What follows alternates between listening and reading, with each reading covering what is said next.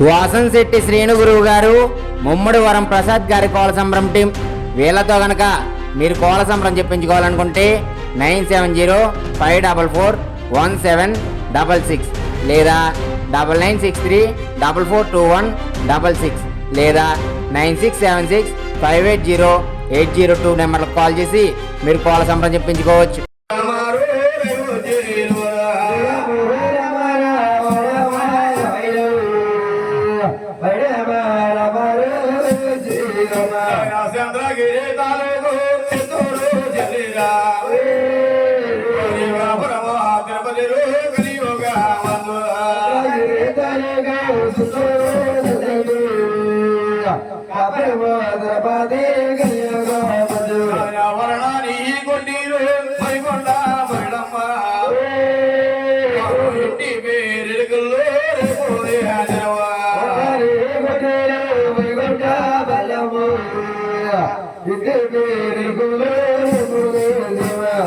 వరణానికి వడ్డీలు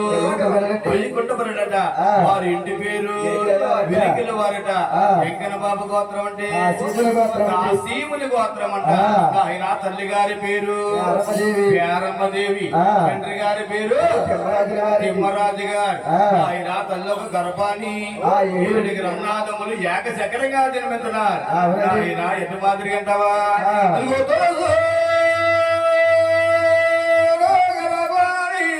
ఎవరో జలమరమ్మ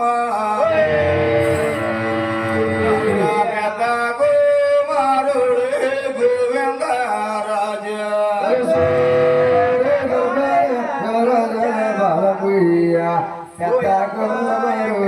గోవిందరాజు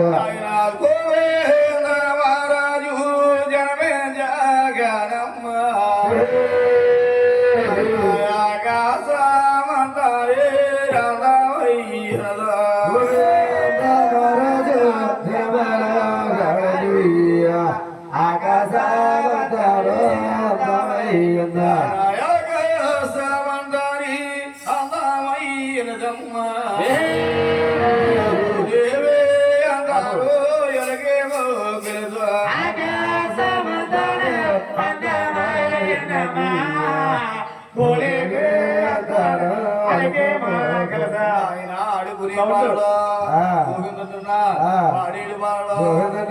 గోవింద గోవింద గోవింద పరమానంద రమ గోవింద గోవింద గోవింద గోవింద పరమానంద రమ గోవింద బాబుడు గోవింద గోవింద గోవిందరాజు జన్మించి ఈ గోవిందరాజు మాదిరిగా ఉన్నాడండి. ఆయన మారే మూడు సాతి గలవాడు,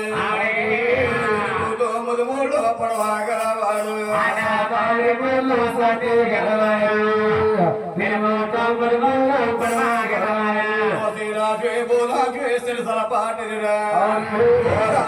శివదేవి పట్టు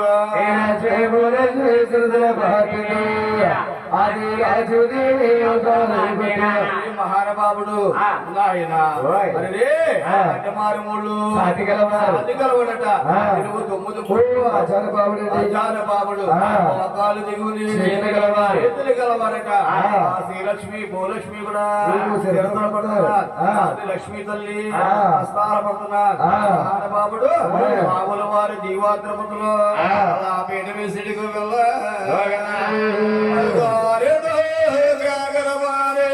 ఎవరో జలమారమ్మ కర్ణాటే రంగయ్యో సాము జలమార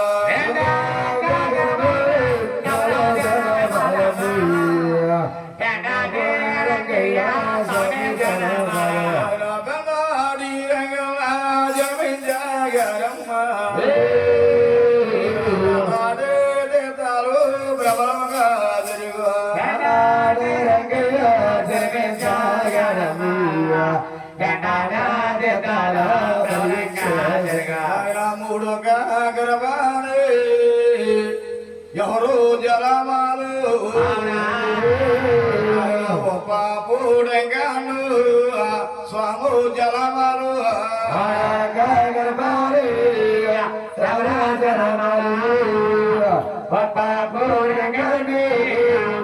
స్వామి జనమల పాగోడంగాన జనమే జాగానే బాబుడు గీతాలు మరి జోగులు గోడగాడు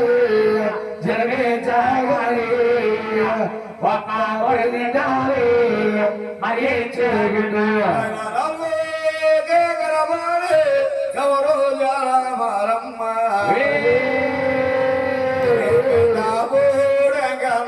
స్వాము జలమాల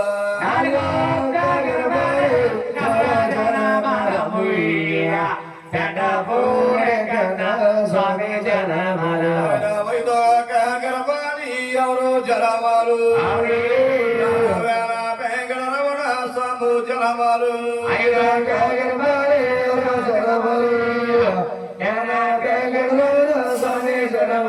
ఆయన మహానుభావుడు చక్కగా ఇది కూడా యాన పెక్కన జన్మించగానే నా తల్లి పేరమది అనుకుంటాను నాయన ఎదర నరలోకప్పుడు తెలుస్తుంది నరులు పుడతారు నరలోకంలో నరులు వ్యవస్థ కూడా ఏ కొడుకుని ఎంత భక్తి శ్రద్ధలతో పూజించారో అలాగని చెప్పి నా తల్లి పేరమ్మదేవి ఆరుగురి కుమారుడు కూడా ఆరు గద్దెలిస్తుందట అరే తల్లి గారి గద్ది వేసుకున్నా తల్లి గారి గద్ది పక్కన వేసుకున్నా ఎవరి గద్దె మీద వారిని గట్టు ఉపాసం పెట్టి అరే ఎవరి గద్దె మీద వారిని కొలువు తీర్చిందట ఆయన ఈ ఆనపెంకన్నా అరే ఎప్పుడైతే మహానుభావుడు గట్టుకు ఉపాసం పెట్టిందో ఆయన అరే ఒక్కొక్క గద్దె మీద కూడా 7 గుంజాల సలివిడి వడపప్పు చేసి ఒక్కో గద్దె మీద అమర్చి పెట్టిందట ఎప్పుడైతే అమర్చి పెట్టిందో ఈ ఆనపెంకనని కూడా అసలు కర్ణాతలికి మతిపోయిందా తండ్రి గారికి మతిపోయిందా లేకపోతే నా యారికి రన్నాథమునికి మతిపోయిందా ఈ కడుపు అంచుకుని కడుపు ఉపాసం ఏంటి పూజలేంటి పునస్కారాలేంటి ఆయన అలాగే మహానుభావుడు వేల వెంకటరమణ ఆట పాటలకెళ్ళొచ్చి కాలాల పహలేదయ్యో చెయ్యల పహలేదు ఒడుగడిగే నారమడు వంటింట్లోకెళ్ళు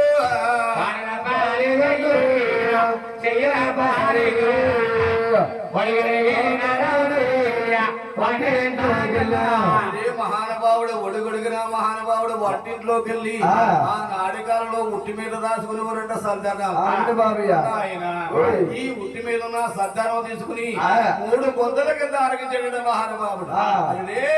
తల్లి పేగి నిడుతుంటే పిల్ల పేగి చూస్తుంది ఆయన అటువంటి సమయంలో ఒకటి మహానుభావుడు ఒక్కో గడ్డి మీద ఉన్న 7 గుంజాలు సలివుడి వడపప్పు కూడా ఒక్క విస్తరం మీద వేసుకుని అదే మహానుభావుడు 3 ముద్దల కింద ఆరగించి ఆయన కన్నా తల్లి పేరమ్మదేవి తెల్లారి గట్ల అలారా స్నానమ చేసి ఆయన తెల్లారి గట్లే మహాతల్లి తులసి కోట వద్ద పూజలు చేస్తుందట ఈ పూజలు చేసే మహాతల్లికి పొల్లట తేరుపులు అలా పూజ గదిలోకి వెళ్ళిపోతాడట అటువంటి సమయంలో మహాతల్లి కన్నాతల్లి పేరమ్మదేవి కళ్ళ చూసి ఈ మహానుభావుని అనపెంకటండి ఆయన హరి రే వెనపెంకటరమణ బాబు పుట్టినా గాని తగ్గవాడు కాదు పెరిగినా గాని తగ్గవాడు కాదు నాయిట వాసాని తగ్గవాడు కాదు అలాగే మహాతల్లి నిన్ను పెంపే రాజాలయ్యో పెంపే చూతారు మనకే దత్తమేతరు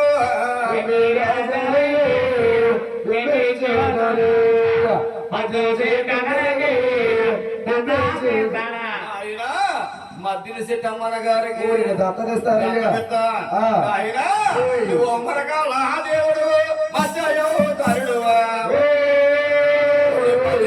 దేవుడు పరమయోధర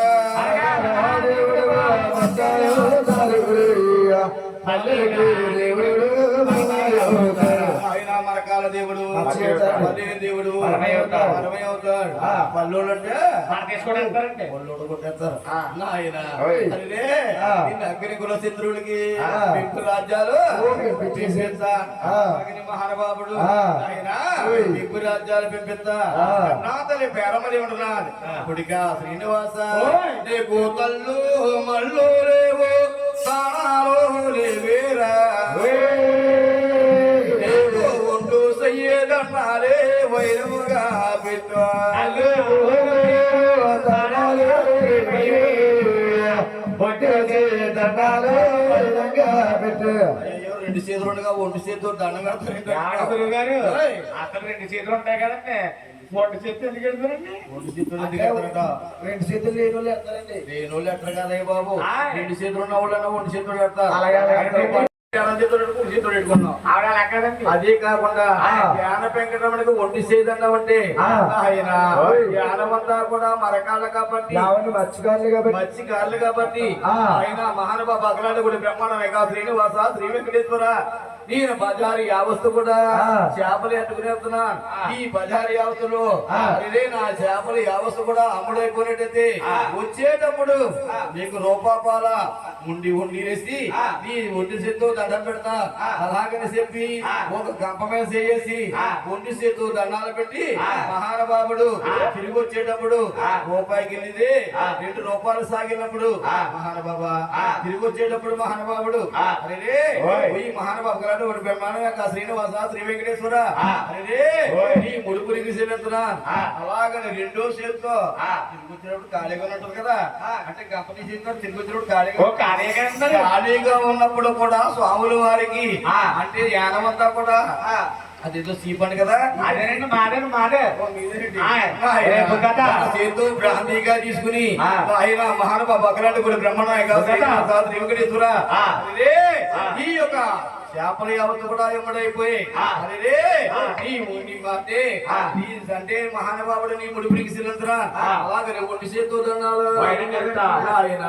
స్వాములు వారా ఆయన నీ తీర్థాలు అరే ఇప్పుడు జరుగుతాయటవా అరే మహానుభావ దశమి రోజు దశమి రోజు ఏకాదశి రోజు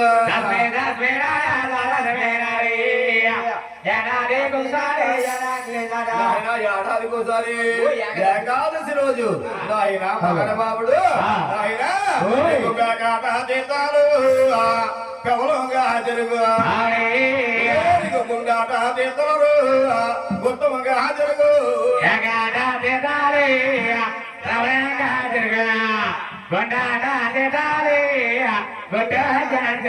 ఆయన గుండాడు తీర్థాలు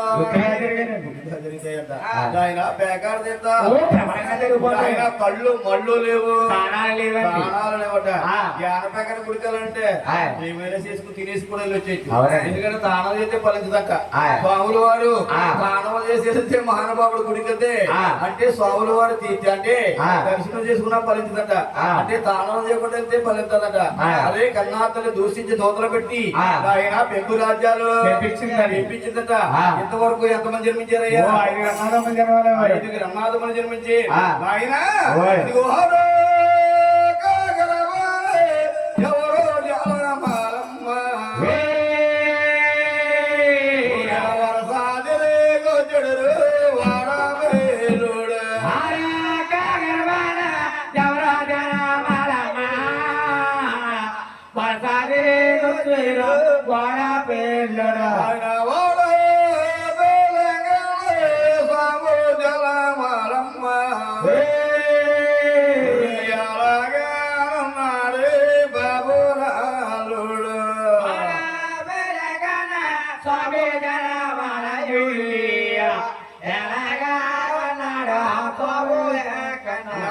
మహానుభావుడు వాడపల్లి అంటే ఎక్కడ ఉన్నది ఏమండి గురువు గారు వానపల్లి అన్నారు అలా వానపల్లి అంటే గ్రామం అదే బాబు వాడపల్లి వాడపల్లి అంటే రావులపాలెం జొన్నాడు వైకున్నాడు పెదవాడపల్లి గ్రామం ఆ పెదవాడపల్లిని గ్రామం వెళ్ళి ఆయన మహానుభావుడు ఈ వాడపల్లి అంకనికి 7 శనివారాలు ఏకచక్రంగా వెళ్ళి 7 శనివారాలు కూడా 7 ప్రదక్షిణాలు చేసి ఆయన 8వ శనివారం అదే అభిషేకం చేసినట్టయితే పట్టున పాపాలు చేసుకున్న పాప వెళ్ళిపోతాయట అంటే స్వాముల వారు అందరూ లాగే శిలై వెళ్ళలేదు ఈ శిలై కూడా ఈ స్వాముల వారు గంధపుమాన్లో వెలిసేది ఆయన అందుకోసం మహానుభావుడికి 7 శనివారాల దేవుడు అయ్యాడు ఆయన ఈ మహానుభావుడు ఈ కన్నాతులు పేరమ్మదేవి ఈ 6 అన్నాదములు పెంచి పెద్దవాళ్ళు చేసి ఆయన ఒకే రాజుకి 6 కూతురున్న రాజుగారిని చూసి మహాతల్లి కళ్యాణాలు చేసి అదే ఎవరు రాజ్యాల వాళ్ళకి ఇదో, ఎవరు రాజ్యాల వాళ్ళకి అప్పగించిందట ఎవరు రాజ్యాల వాళ్ళు ఏలుకుంటున్నారు నా తల్లి పేరమ్మ దేవి ఎలాగున్నదంటే ఆయన వస్త్రాకాలం పోయి నడికాలం వచ్చు నడికాలం పోయాము వస్త్రాకాలం వచ్చు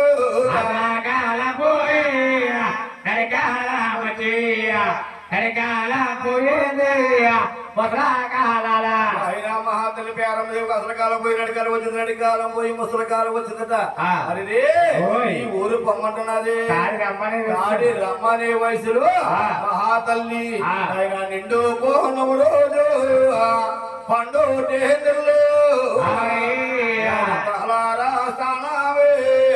తల్లి చేసిందో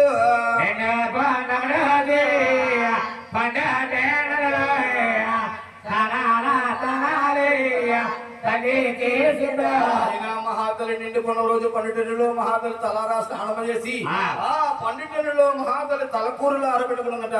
ఎప్పుడైతే తలకూరులు ఆరబెట్టుకుంటున్నదో ఆకాశ మార్గం అందు జ్యోతి రూపంలో తిరుగుతున్న శ్రీనివాసుడు అరే నా కన్నాతల్లి పేరమ్మదేవి మంచి అవకాశం ఇచ్చింది ఈ అవకాశం దాటితే నాకు ఎదరు అవతారం అనేది లేదు అలాగే నీ కన్నాతల్లి గర్భాన్ని అంటే మన నరలోకంలో నరులు వ్యవస్థ కూడా ఇటు మాదిరిగా జన్మాలు అవుతారు అదే విధానమందు కన్నాతల్లి గర్భాన్ని మహానుభావుడు అలా కన్నాతల్లి గర్భాన్ని జ్ఞాపకంతలా గర్భిణి ఏర్పడుతున్నాడు అంటే స్వాములు వారు ఆనాడి కాలంలో మహాతల్లికి జ్ఞాపకంతలా గర్భిణి ఏర్పడేట ఎప్పుడైతే ఏర్పడ్డాదో అదే ఆ నాడి కాలంలో దేవాని దేవతలకి 9 గడిలకు కనపడ ఈ నాడి కాలంలో నరలోకంలో నరులకైతే 9 మాసాల 9 రోజులకు కనపడ మహాతల్లి పేరమ్మదేవికి గడి నిండుకొస్తున్నాయి అలాగంటవా అదిగో ఒకటో రెండో రందాలు మూడొక్క గడియ మనందాల మూడొక్క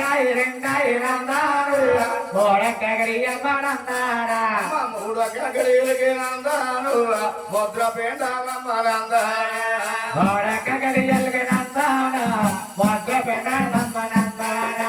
ముద్ర పేండ మనందాలు యార పడ్డారు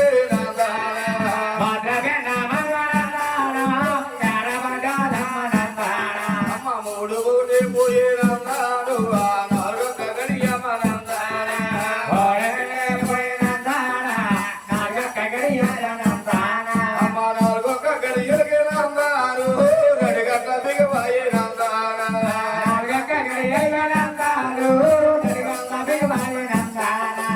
నాలుగోటి పోయే నందాలు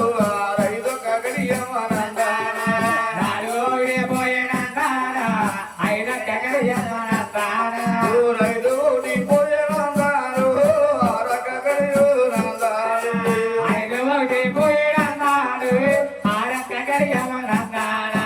ఆరొక్క గడియలు నందాలు రావుతులు కూడా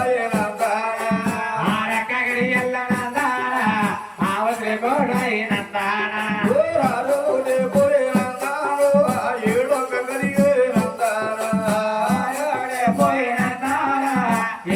గడియ ఏడొక్క గడియలు ఏ గుళ్ళే కలుగు కాయనమేదో బ్రహ్మల కలిగాయో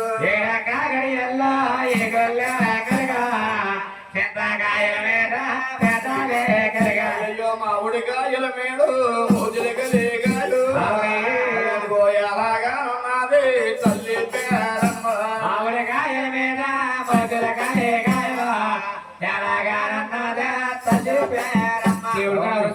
ఎవరు సోమవారి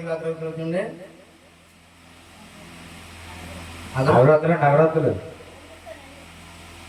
నాయన ఈ యొక్క పేరమ్మ తల్లికి ఏడో గడియల్లో ఏ గడి కలగడం వల్లే మహాతల్లికి ఆ నాటి కాలంలో మహాతల్లి కలగడం వల్లే మన నరలోకంలో నరులు వ్యవస్థ కూడా ఏడో గడియల్లో ఏ గడి కలిగినట ఆయన మా ఏడో పోయా 8 గడియాలమ్మ 8 గడియాలమ్మ ఎందుక గడియల్లో ఎన్ని పోసలాగో మరి ఎన్ని పోసలాగో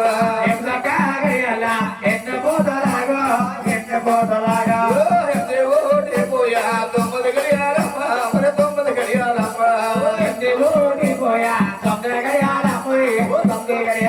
అయ్యో నిండాలో మొదలు నిండు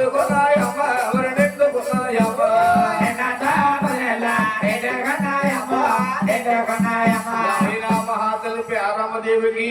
నిండా 9 గడియలు కూడా నిండుకున్నాయట. మహాతల్లికి ఆడపిట్ట ఎవరు లేక వెనకసరు లేక మహాతల్లికి నీళ్లు తెచ్చేవారు లేక అదుగురుకో నేలా నీరేవులకు నేలా